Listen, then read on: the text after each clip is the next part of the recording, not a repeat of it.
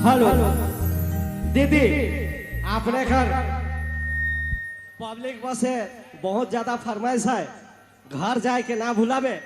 ये फरमाइश के आपने पूरा कर देवे ताकि मैं फील्ड में जाए रहा हूँ तो एते ही कहला कि दादा एगो गीत गवाए देवे कि घर जाए के ना भूलाबे। ये फरमाइश पूरा कर हम सब फरमाइश के पूरा करा थी।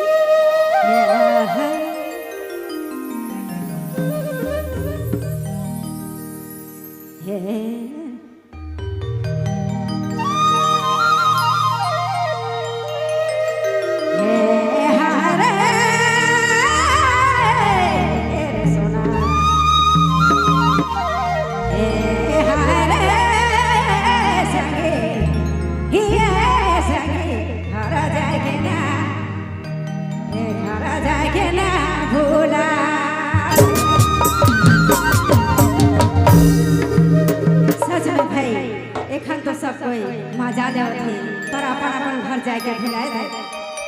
अरे मोरो प्यार के मोरे प्यार के कोने कोना में राखी देबे कोना में राखी